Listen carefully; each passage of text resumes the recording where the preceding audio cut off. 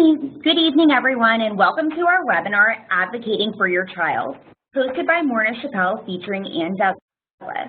My name is Natalie Elms, and I work for Morneau Chappelle, and I'm happy to be the moderator for this evening's webinar. As a behavior therapist and family advocate, I'm excited to hear about Ann's experience of parenting children with diverse challenges and to learn from her experiences. There'll be an opportunity to ask questions at the end of the presentation via Messenger. To submit your questions at that time, please use the Q&A at the bottom right-hand part of your screen. And you can direct all questions to the all panelists.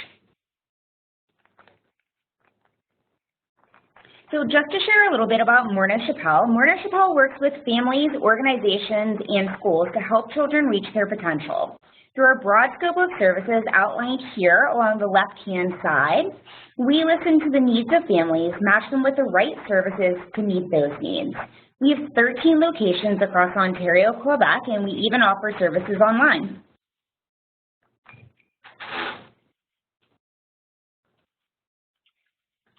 We're so delighted to be collaborating with Ann to host this event and possibly future events, so please stay tuned for that. Ann is a mother of 4, acclaimed author, speaker, and policy advocate. She joins us tonight from Peterborough. Hello, Ann.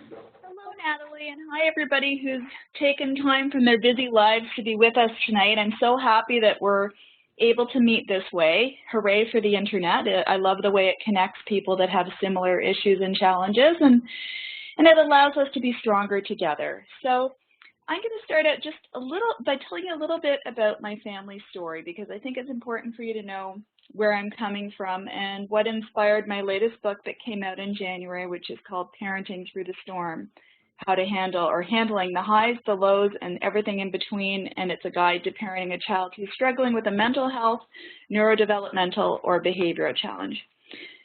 So, but maybe before I get to my family story, let me give you a little overview of what we're going to be talking about tonight so that you sort of know where we're headed with this conversation.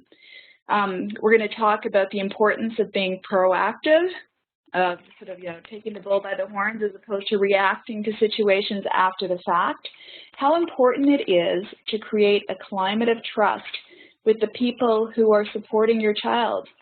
This could be your therapist, this could be your child's teacher, and it could be all the other caring adults who are trying to make a difference for your child. It's also really important to recognize your impact, what you bring to the table as a parent. I'll have a lot to say about that, I think. The importance of keeping detailed records, learning how to navigate the system, which can be very challenging, we won't kid about that, what to do if problems arise, some tools and resources I'd like to leave you with at the end of the session, and then your questions, thoughts, and ideas, because we really want to hear back from you about what you're struggling with and hopefully how we can be of help. But first of all, as promised, let me introduce you to my family. This is one of those awkward family photos that gets taken outside at a family reunion, but sometimes that's the only time you get to see your family members, right? So you have to sort of go with the flow. So let me tell you who is in this slide. At the very far edge in front of the bush is my daughter, Julie. Then there's my husband, Neil, my son, Scott, my son, Ian, my son, Eric, and then me wearing a dress on a special occasion. If you knew me, you'd know it is a big deal to wear a dress. So anyways, let me tell you a little bit about the struggles the children were having back when things were at their toughest, which was around 2003. Julie was in grade 10 at that point and had been going through a really dark and terrible time. She was very depressed. She developed an eating disorder. And, you know, anything that ever shows up in an after-school special, it was that kind of a time for her. She was going through a very, very rough time. My son in the middle there, the guy in blue, he was in grade 8, and his attention deficit hyperactivity disorder was making it really hard for him to deal with relationships and deal with academics.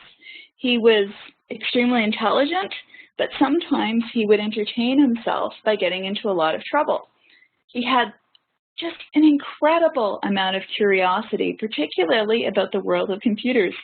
I remember when he was in grade 3, he decided one day to find out what would happen if he threw all of his classmates' assignments in the recycling bin on the computer and then emptied the trash just to see what would happen.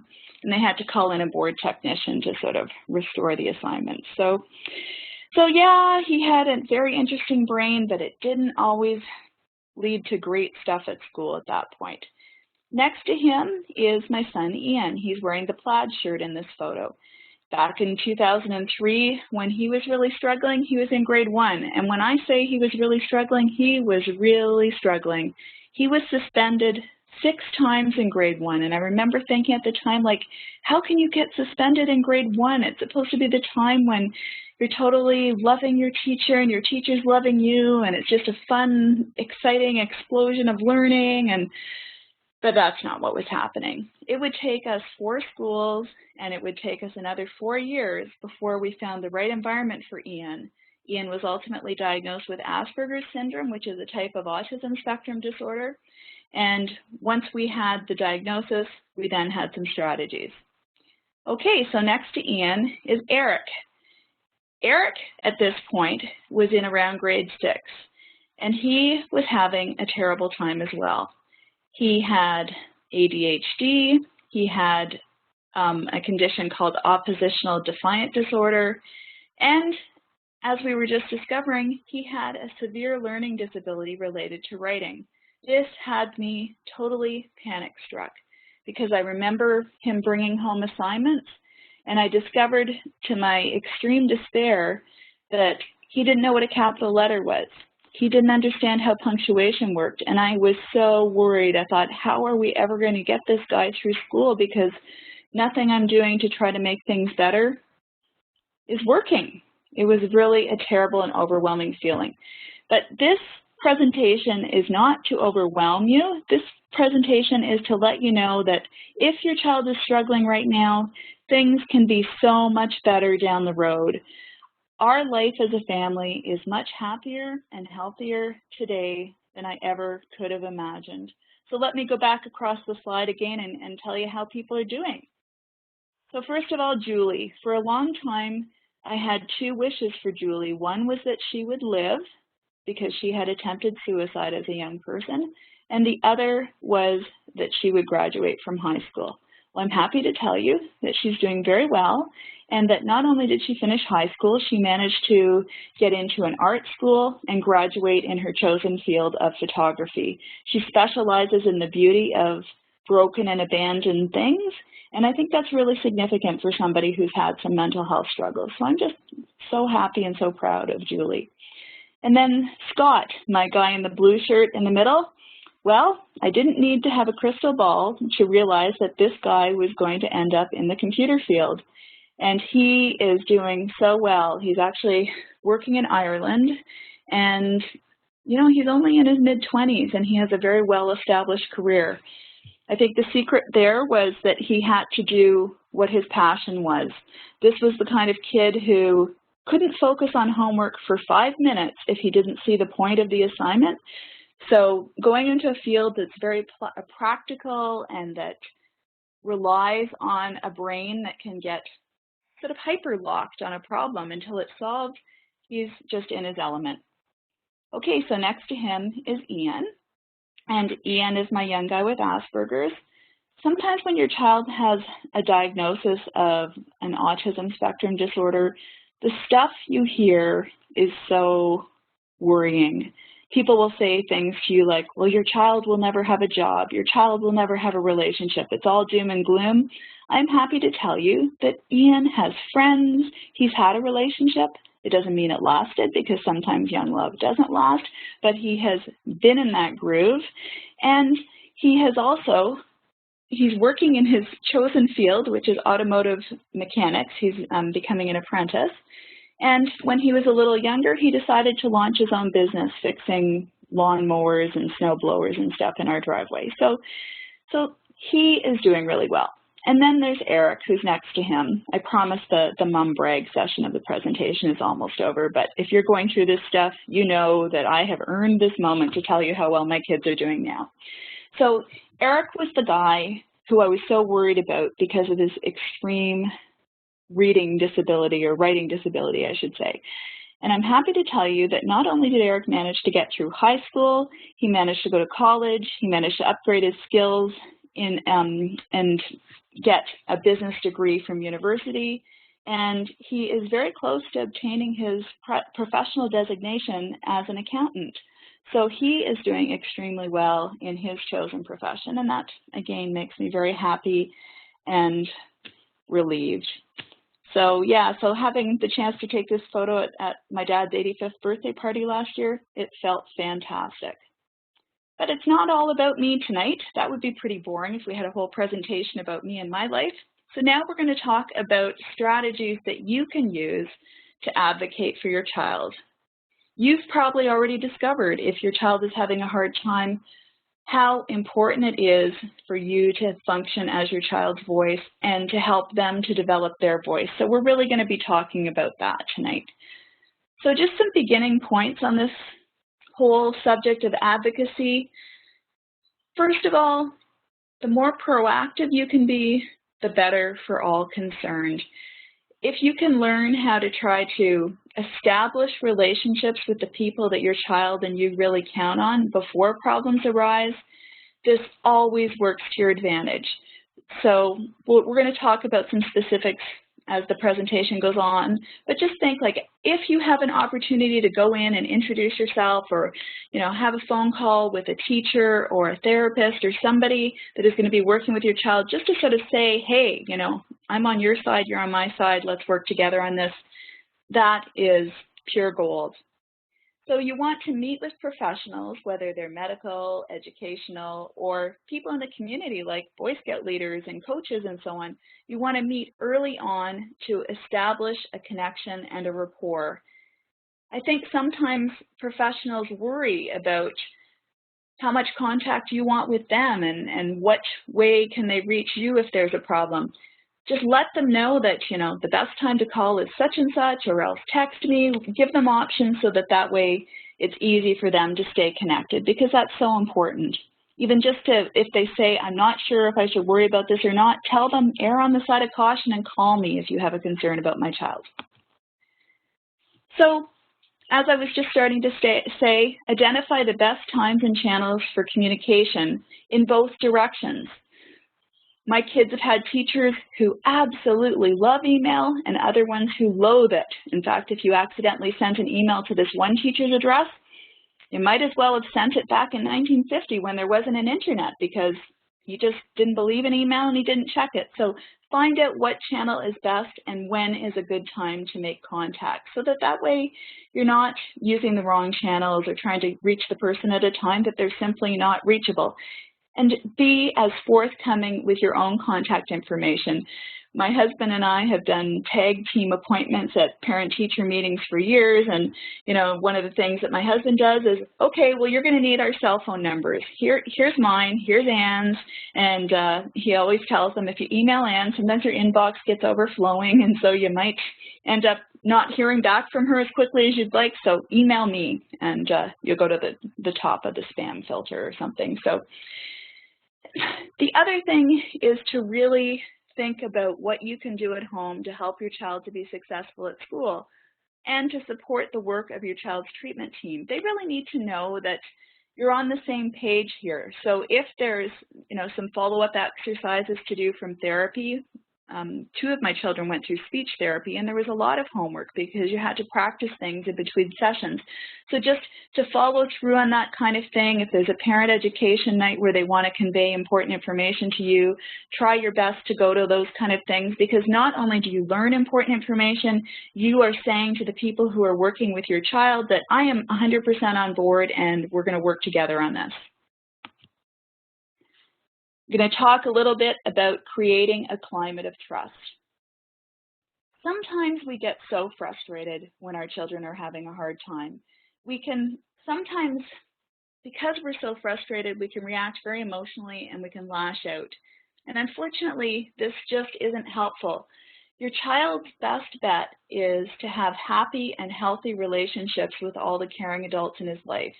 So the more of those relationships that you can help to encourage along through treating the other person with genuine caring and mutual respect, the more your child will benefit. This doesn't mean that there won't be times when you are completely frustrated. It happens. But I have found that the best thing to do is to go and have coffee with a friend and to get all those feelings of frustration out ahead of time. And that way, when you head into the meeting with the person at the school or at the treatment center, you're calm enough that you can focus on solutions. So think about that piece. Recognize that everybody needs to feel safe and supported, to know that they're being heard, and that this includes the people on the other side of the table. They need to know that you understand that they have concerns. You know, they have to think about safety issues. They have to think about whether they're being treated with respect, just as you want your family and your child to be treated with respect. Think collaboration rather than consultation. This is something I learned when I attended a conference in British Columbia last spring. It was organized by the Institute of Families for Child and Youth Mental Health. And their operating motto or mantra is nothing about us without us. They believe that families have to be at the table helping to draft important documents and to come up with, treatment recommendations that take into account the realities of the family's situation as well as the family's best knowledge of the child. So just let the people that you're working with understand that you really want this level of engagement. You really want to be a partner in your child's treatment and that you will make it a priority. So carry on with this tone in your written communications and your face-to-face meetings, and remember that your child is paying attention to what you say about these people. So even if you're really frustrated with somebody on your child's treatment team or your child's teacher, be conscious of what you say about that person within hearing of your child. And speaking of your child, let's talk a little bit about the importance of involving your child. Think about what it would be like if everybody in the world was talking about you and they never bothered to ask your opinion. I think it's critically important that we look for every opportunity to help our children have a voice. Sometimes when children are very young or they're really struggling, they aren't able to be at a meeting themselves, advocating for themselves. But there are other ways that you can help to ensure that your child's voice is heard. If your child is verbal, you could have a conversation ahead of time and find out from your child, what do they really want you to say at the meeting? What would help to make their life better? What questions do they have? Almost like you're being a scribe on behalf of your child. And then over time, if your child is able, you want to encourage your child to start advocating for himself. This is really important because if your child is faced with a situation where he sits down to write an exam at school and the environment is really, really noisy, you want your child to be able to say, you know what, I'm not going to be able to do my best work in this really noisy gymnasium with 10 million other people wrestling nervously as the math exams are being handed out. I think I really need to do this exam in the library or something. And my IEP says that I can do this, so let's figure out how to make this happen. You want your child to be able to advocate in the moment, in other words, because even though you might like to be able to shadow your child all the time and help out all the time, that's not going to happen, nor would it be healthy. You want your child to have that wonderful feeling of satisfaction that comes from knowing that you've stood up for yourself and you've made the people in your life understand what would make things better for you. Now I want to talk a little bit about your impact and your role as a parent. Sometimes we feel like maybe we don't bring as much to these meetings about our child as quote unquote the experts. It's so important for you as a parent to recognize that you are an expert. You are the expert when it comes to your child. You know your child better than anyone else, so you have invaluable knowledge to share throughout the diagnosis and treatment phases and in your dealings with your child's school. So don't ever allow yourself to say, oh, I'm just a mom or I'm just a dad. You aren't just an anything other than You are just an incredibly important person in your child's life. You know your child so well, and you have really critically important information to share about your child's path until now, their developmental history, and things that have been tried in the past and how that worked out. You are like your child's institutional memory in human form. So don't ever think that you don't have something incredibly important to contribute to this process. So you can be really, really effective. You can make a life-changing difference for your child, actually, just to put it out there. But sometimes you can get so weighed down by the emotion and the anxiety and your worries and all the rigmarole you have to go through, and you lose sight of what would be most helpful. So a couple of points here I just want to raise. A lot of this is common sense, but I think sometimes common sense is the best kind of sense. First of all, be as specific as possible when you're sharing information with your child's treatment team. So if you're seeing worrisome behaviors behind the scenes at home, talk about what you're seeing, saying, you know, my child never used to have a problem with going to school, but this year we're seeing that he's really anxious and he doesn't want to take the school bus, and you know, he's mentioned some problems in gym class, and we're just trying to figure out what is going on, you know, like, do you have any ideas and that kind of thing. So that way the school has a sense of what are the specific concerns that you're bringing to the table, and where are you seeing them? Are you seeing this behavior at home as well as at school? That's important information for people to know, especially your child's clinician. Be similarly thorough when it comes to discussing ways of making things better for your child at school.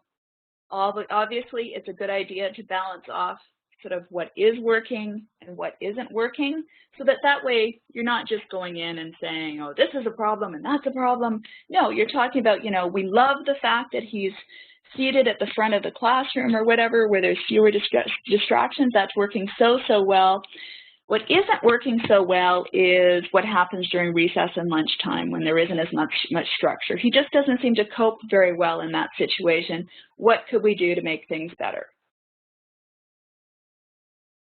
Don't be afraid yourself to put some ideas on the table. You may have heard about something that another family tried with their child that worked brilliantly.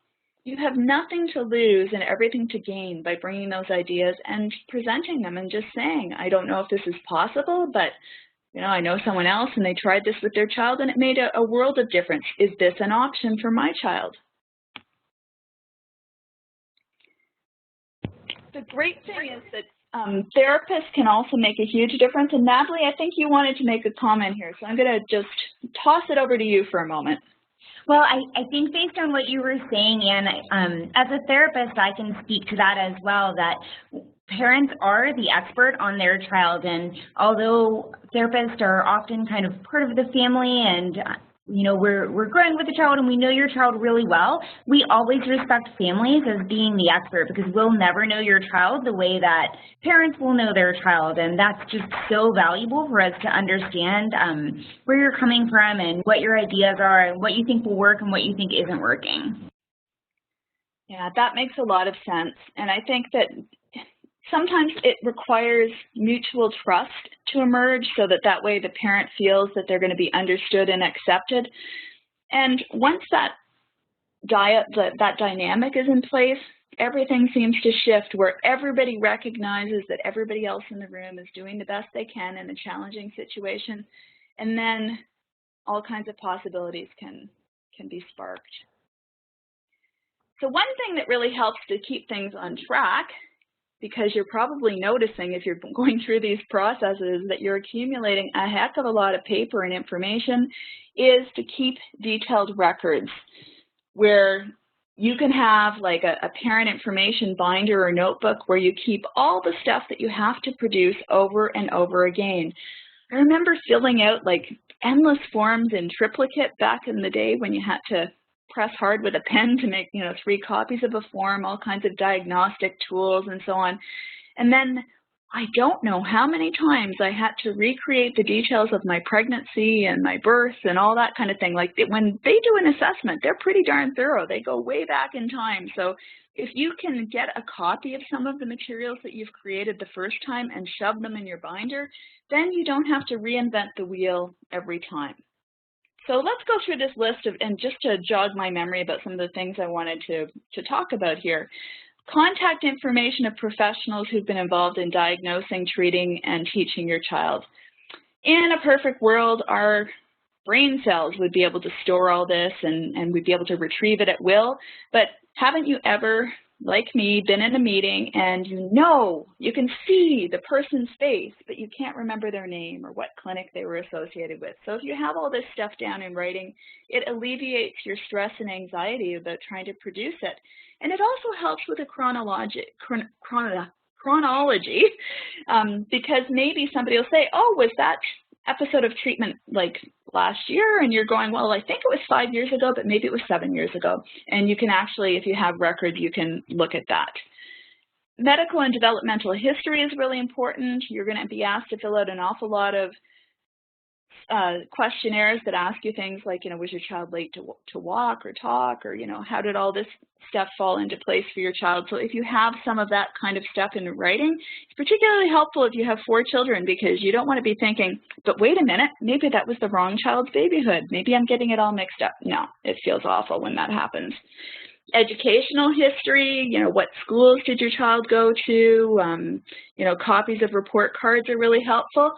We had this amazing pediatrician for our kids, and what I loved was she would zero in on like the little comments about, attitude and persistence and stuff, and no matter what the report card looked like, and we saw some doozies, she could always pull out some thread that spoke to my child's strengths. So I never felt awkward or embarrassed bringing somewhat scary and horrifying report cards to the appointments with that pediatrician, because I knew she would say, oh, he's so high energy, or he's such a creative thinker. This is really going to be great in the long run.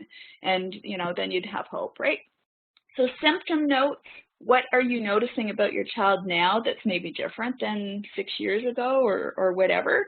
Because sometimes we get so caught up in the day-to-day groove that we forget that children's symptoms do ebb and flow, just like anybody else's. So it's helpful to know, and it's a wonderful feeling to look back and say, hey, we aren't having those outbursts anymore. We can be stuck in a waiting line at a grocery store and it isn't the end of the world. Holy cow, that feels like a huge breakthrough.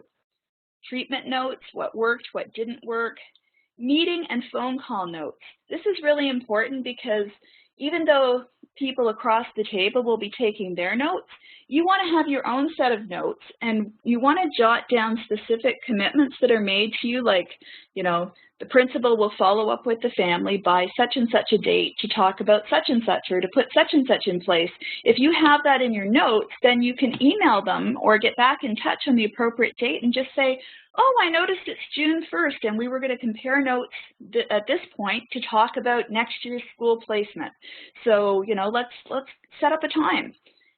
Research notes, because you've probably downloaded half the internet. Come on, confess. So you might as well put the best stuff in your binder, and that way it's at your fingertips and you're not trying to go through 87 bookmarks to try to remember which one was the thing that you really wanted to bring to this meeting. Copy of any individualized education plans, IEPs, that have been developed on your child's behalf. Recognize that these are not static documents. They're meant to evolve over time, and that you are supposed to be actively involved in drafting them. It's not as if it's supposed to be something that is given to you just for your signature. You're supposed to be involved in the process of helping the teacher and the other people at the school to come up with a plan that will work really, really well for your child. Treatment plan, again, should be done in collaboration with you. And a crisis plan. A crisis plan is fortunately not needed in every situation, but let's say you have a child that is prone to becoming violent and you're concerned that you may have to, call for help from the medical authorities, or heaven help you, the police, So this is to have a plan in place of what you're going to do, what you're going to say, what information you want to share with the authorities. In some communities now, it's possible to share some information ahead of time, and you could have some information on file that hopefully would be easily accessed by emergency workers in the event that your child needed emergency crisis support. And last but not least, you need to have the beginning of a recovery plan. Now, recovery is a weird word. It sometimes sounds like your child is going to magically recover from any challenges they have, but that's not always realistic. What it can mean is that your child is going to live the best possible life with the challenge that he or she lives with. So it is starting to document your child's strengths, your child's progress, your hopes and dreams for your child, so that that way you have something concrete to work towards. Let's talk a little bit about another important piece of advocacy, which is learning how to navigate the system. I sort of slumped. I felt myself slump as I read that, because you know what? It can be really, really challenging and really confusing. The good news is that it's possible to seek support from other parents who've walked this walk and who can help to shorten your learning curve a little bit. You might want to join Facebook groups or Twitter conversations that are related to your child's particular challenges. You might want to find a face-to-face support group in your community that is very locally based and therefore really tuned into what's available in terms of support in your community. And I think that it's making that kind of connection with other families who can give you little words of wisdom, like, you know, if they don't call you back in so many days, it could be that, you know, that your form was lost or misplaced or misfiled. So it's really important to follow up. Don't think that you're being a pain. It's your job to be proactive, and they can give you that support and validation when you're not quite sure what to do next. I'm going to recommend a couple of specific organizations that I think are incredibly helpful to families. I have them on a slide further on, and I don't want you to have to feel like you have to jot them, you know, whatever you've got in nearby, just because otherwise you're going to lose it. You won't, I promise. And I'll pass those resources on in a focused way in a couple of minutes. So let's talk about what to do if problems arise. This should probably actually say when problems arise, because you know what? We're not exactly living in a perfect world. Things go wrong. So if you're feeling really frustrated because, you know, your child's had a problem at school and you don't like the way it was handled, hey, it happens. It's so important to take a step back and to remind yourself that for the most part, you and the other significant adults in your child's life share the same goal, which is helping your child to be successful. A really good friend of mine is a social worker, and we had a heart-to-heart conversation at one point, and she pointed out that think about how frustrated parents are, and then think about the people working in a system where they face all kinds of frustrations with, you know, limits on resources or red tape and all those things. If we don't like it, they don't like it, and they're frustrated too. So if you can move beyond the frustration and reach across the table to that other lovely person who genuinely wants to help your child and start looking at solutions rather than problems, then sometimes really amazing things can happen. Assigning blame doesn't do anything. It might make you feel good for about 5 seconds, but then you're going to feel terrible afterwards because you're worried about rupturing the relationship. It's also so important to think about the relationship repair skills that you are modeling for your child. We want our children to be good problem solvers and to treat other people with respect and to, you know, to have positive solution kind of focuses. And the best way for them to learn this is by watching you in action, especially on days when you're super frustrated, because that's when they're really paying attention. I mentioned this earlier, but I think it's important to highlight. Bring fresh ideas to the table and speak up if you honestly don't think that the education or treatment plan is working for your child or that it's not going to be a good fit for your family or your child.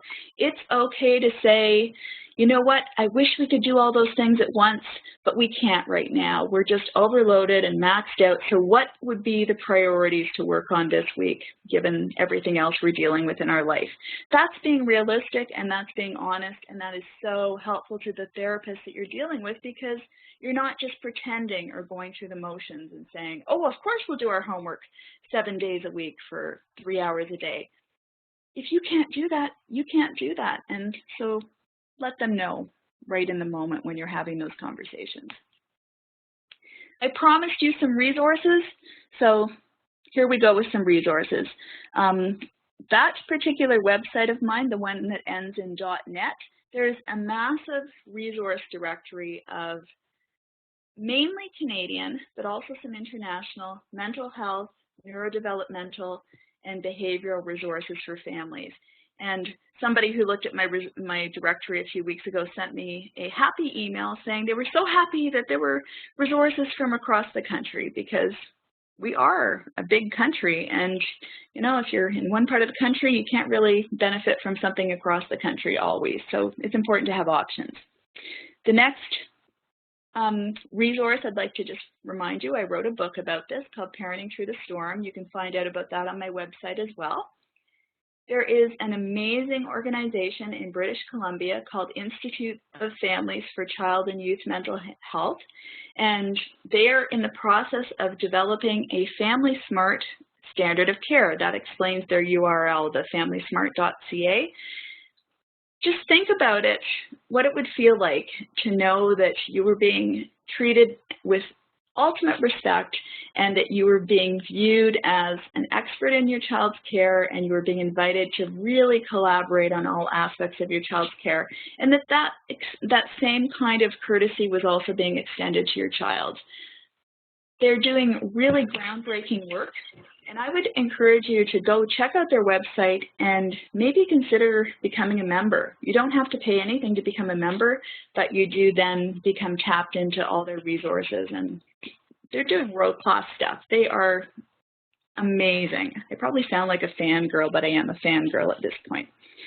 Then another amazing organization is Parents for Children's Mental Health. They're based in Ontario, and they are really good at helping you to navigate the complexities of the Ontario school system and sort of, you know, Ontario-based stuff. Because why should every parent have to reinvent the wheel by doing all these hours and hours of research to find out that this is available versus that, when other people have done this research for you and they can share that information with you? And on a day when you feel like you're hitting a brick wall and you don't know if you can go on another 24 hours, they can offer that caring, concern, and real-world advice that only comes from another parent who's walked this walk.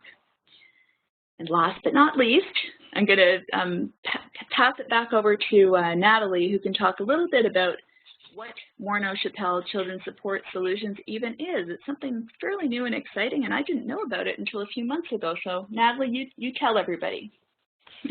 Sure. So Morneau Shepell Children's Support Solutions, we support kids of all abilities, and we have services in Ontario as well as services online that can help. Our website's there, and we actually have a resource page on our website as well that shares some of the same resources that Anne's outlined, as well as some different funding resources and some links to more information for families.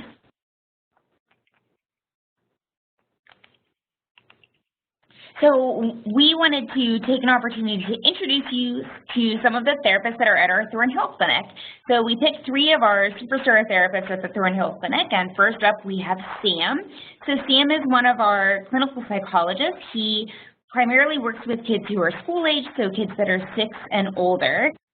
He does diagnostic assessments and psychoeducational assessments, and he has a lot of experience working with children who do have any kind of mental health concerns, including anxiety, depression, learning disabilities like ADHD, and as well autism. Next up, we have Shauna Eisen, who's one of our occupational therapists. Shauna can help kids with printing, social thinking, anxiety. She has experience working with kids with mood disorders, speeding challenges, sensory challenges, kids with autism, kids with Down syndrome, and she loves running groups and supporting kids in groups, as well as working with children who are the little ones, as well as kids who are older and working on really functional skills. And last but not least, we have Nicole Reese. Nicole is an Ontario certified teacher, and she works with our team of multidisciplinary therapists doing things like working with children on time management and organization, how to properly study for a test, how to properly take notes and set yourself up for success for exams, report writing, stress management, and really all those skills that are important to help kids be successful academically. And she does this with kids of all abilities, including kids with learning disabilities, ADHD, or other diagnoses. So we wanted to share with you two exciting announcements that we're happy to be able to offer everyone who's attended tonight. One is that we're having a special event. We're waiving the registration fee for anyone who mentions Ann Douglas's name when they phone us. So if you just mention Ann when you call our 800 number, we'll be able to waive the registration fee, and this offer is available until June 4th, and we're happy to extend that offer to everyone who joined us today. We also are very excited to be able to offer online therapy and learning, where this is new for us within Children's Support Solutions and something that we've been doing more extensively at Morneau Chappelle for a long time. So we're excited to be able to offer this now to our families who are accessing children's services. Through our online therapy, we can support speech, special education, and within Ontario, we're also able to support psychology. It's great for families who might live in a remote area or who just getting to the clinic might not always be convenient for them. So now we're going to move on to question and answer, and just a reminder that you can answer, or you can ask any questions in the bottom right-hand corner, and please just direct it to the panel, and then Ann and I will be answering questions. We've got a bit of time here, about 15 minutes. And I think I've got the right window open to be able to see the questions, which is always a good thing, isn't it, when people can actually see something. So, so I think what I'm going to do is I'm going to just talk a little bit, or like answer a couple of questions, and I'm going to throw to Natalie where I feel that she would have some special insights to share, because I'm obviously wearing my mom hat and my researcher hat in terms of being you know, a writer who writes a lot about these kind of issues, but I'm not a clinician, and I think it's really important for me to sort of pass the baton at times. And I also want to say that I don't want to violate anybody's privacy, so rather than saying exactly how you've written your question, I'm going to paraphrase a little bit or just speak to the issue in a general way, because I want to be respectful of your privacy and your child's privacy as well.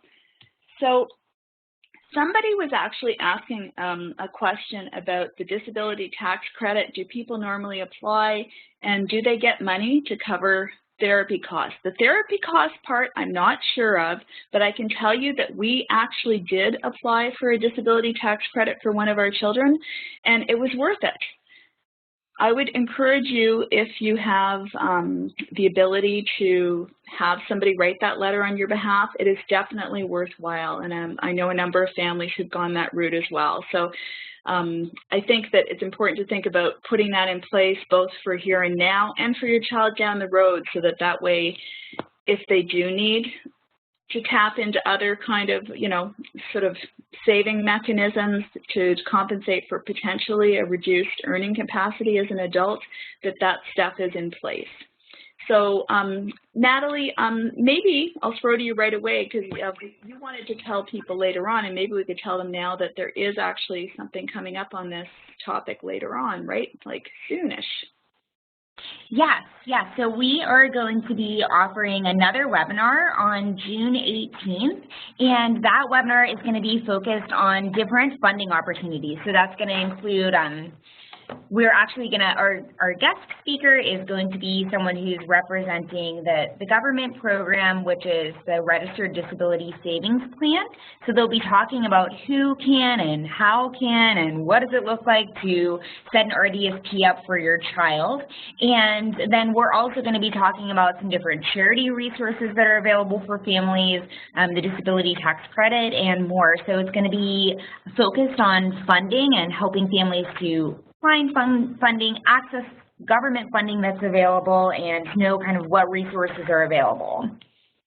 Okie doke. So I'm going to run through a few questions because I want to get through as many as I can without people feeling like we ran out of time, because I always hate when that happens. Somebody wanted to know, at what age was Eric diagnosed with the reading and writing disability? He was in grade 6, and he had an amazing resource teacher at his school that just helped to get a lot of the pieces in place and to sort of say to us that what we were observing was something to be concerned about. So he went through a psychological educational assessment, and then he had a modified program in grade 7 and 8 for a while he tried to catch up with his peers. So that was sort of the timing on that. Somebody is asking about speech and language diagnoses in a young child. I think my thing about diagnosis is that they're wondering like when to do this. I like to err on the side of caution and go for a diagnosis sooner rather than later, because waiting lists can be long, and it can also take a long time because children change so much to try and figure out what is going on with a child. So I would say if you have concerns, don't take a wait-and-see approach for too long. Like, sure, if it's a mild behavior problem and you think it might be because of, you know, a family move or something like that, sure, just, you know, give it a little time and see if it settles out. But if it's something where you're concerned that there could be an underlying issue that isn't going to resolve itself, then get on those waiting lists and find out what you're dealing with sooner rather than later. Okay, just scrolling down a little bit.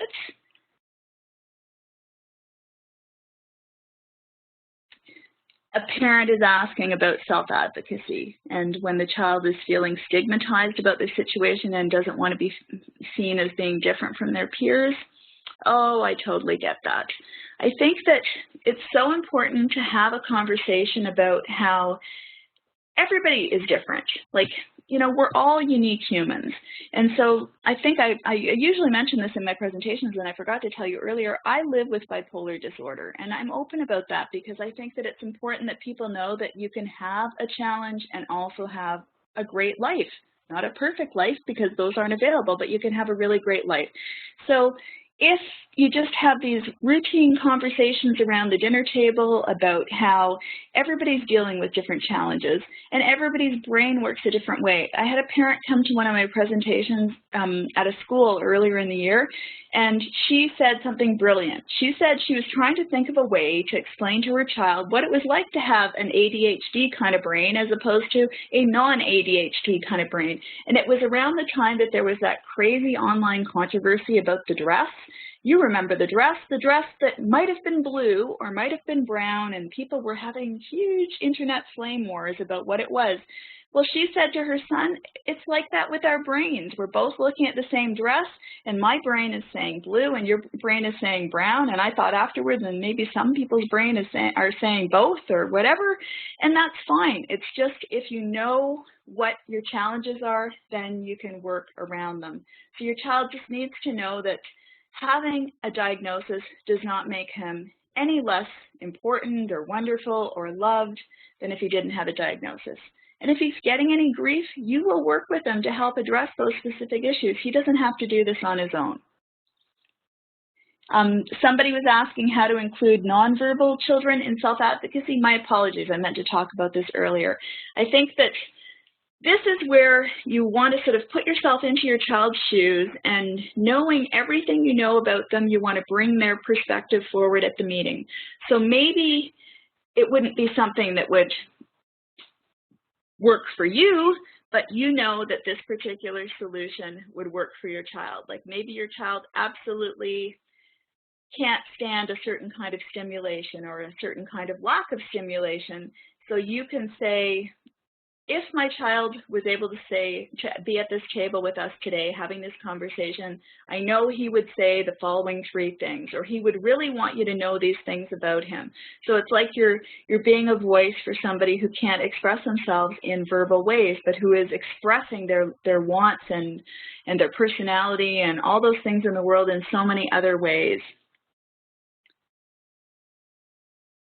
Okay, here's another good question that's kind of related. This is from a parent about advocating with a child with an autism spectrum disorder. How much information to share with, coaches and other adults in the community so that way the adults can be supportive, and yet you don't want to necessarily overshare. You don't want to necessarily dump too much information on people. How do you figure that out?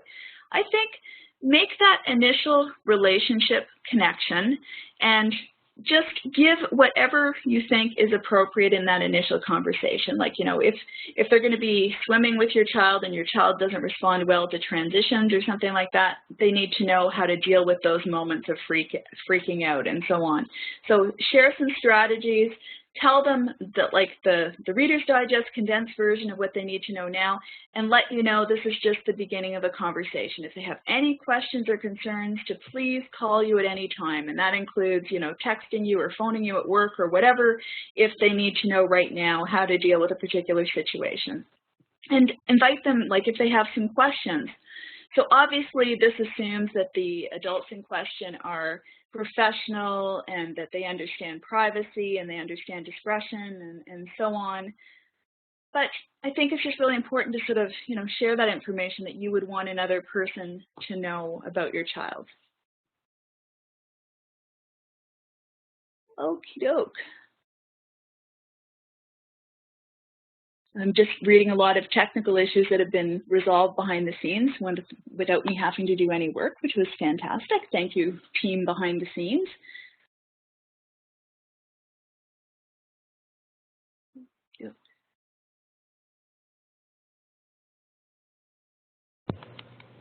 And while you're looking at the questions, I could answer. There was a question earlier that someone said, how valid is psychology testing before the age of 8?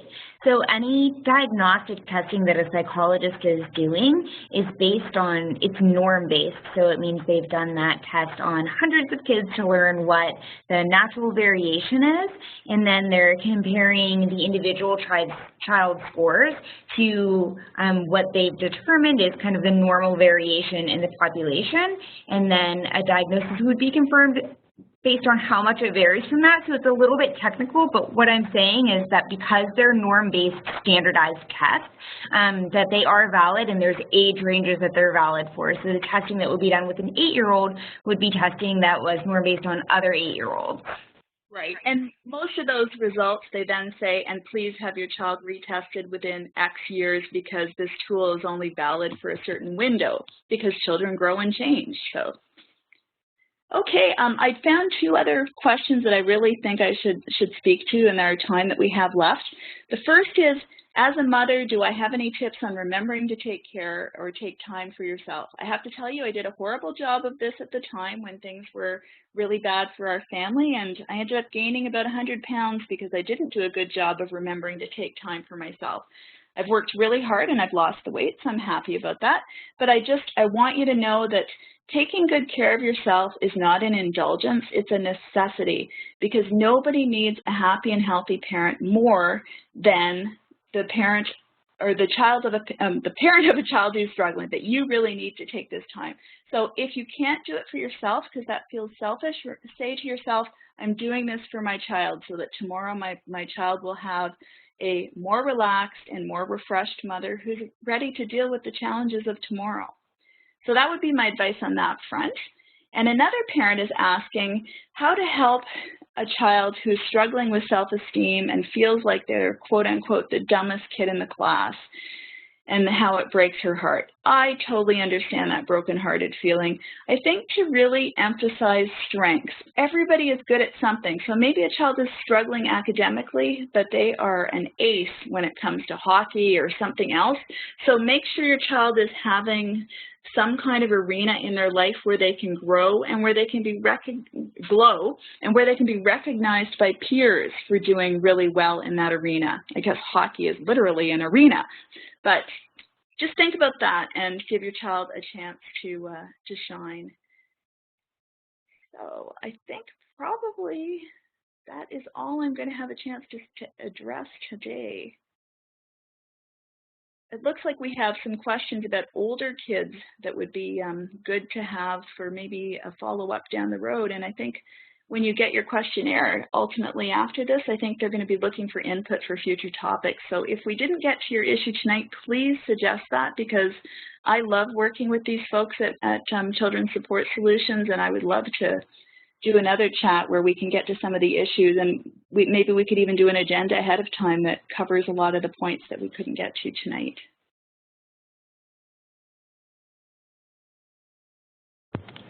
Thanks, Anne. Yeah, so thank you everyone for attending, and a big thanks to Anne for sharing your personal experience. It's so valuable to hear how you've worked through a number of challenges and you're incredibly positive and realistic about it, so it's refreshing to hear you speak.